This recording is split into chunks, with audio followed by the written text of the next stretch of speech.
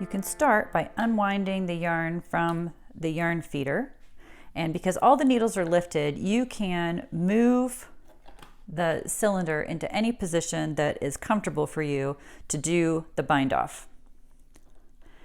I usually like to put it over on this side because your hand needs to come from inside the cylinder, and I am right-handed. My working yarn is currently on this last needle before the main mark. I'm going to start then with the next needle to the right. And take my latch tool, I'm pulling the needle forward so that I can fit my latch tool down into both of the stitches on that needle. Then you lay the working yarn on the latch tool, let the latch close around it, pull it through, push forward so that the stitch falls below the latch, and do it again. Now, this is really important. I'm going to go with my latch tool behind the next needle. My working yarn stays in front of the needle, but my latch tool comes behind the next needle. And this is what's going to help provide good spacing so that it's even all the way around your hem. You now go into the next stitch, and you can see now I have 3 stitches on that needle.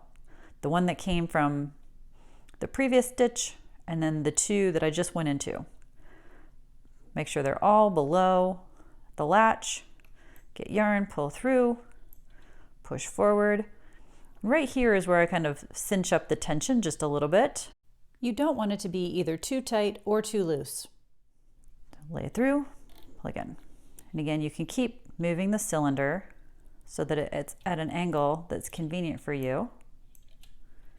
And you just do that all the way around until you get back to where you started.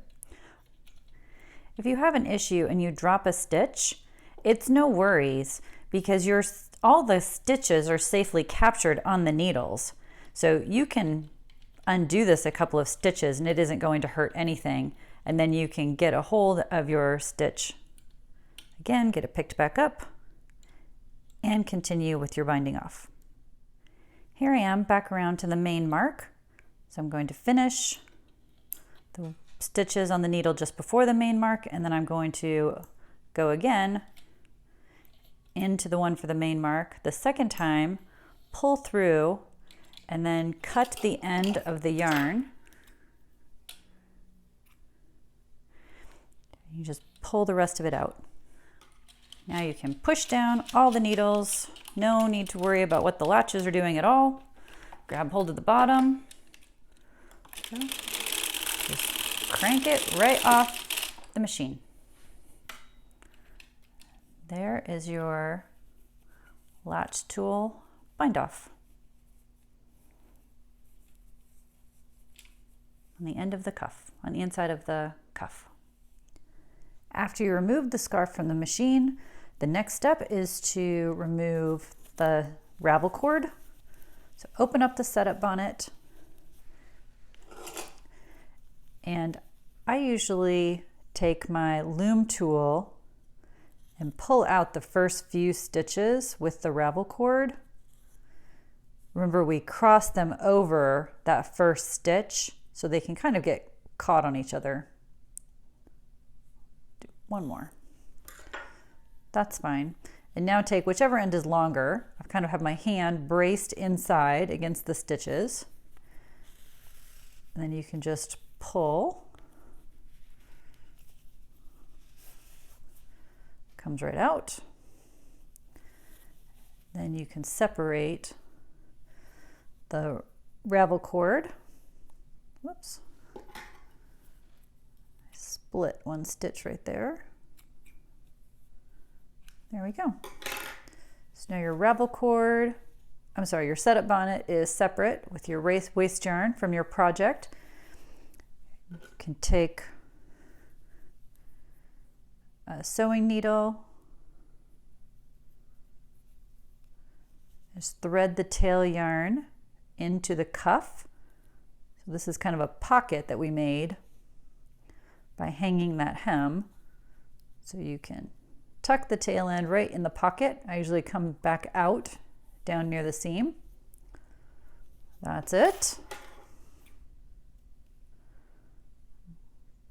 Cut off the end. We'll do the same on the other side.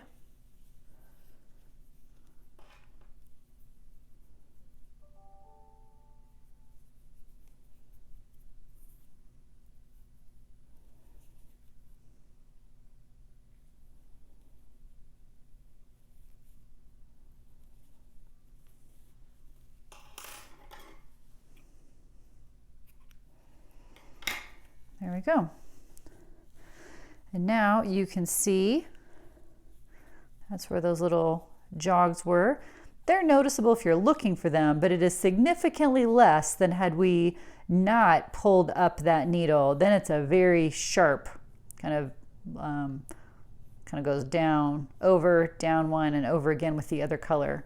So the fact that we did the jogless join has really helped smooth that out, so you wouldn't really see it from a glance.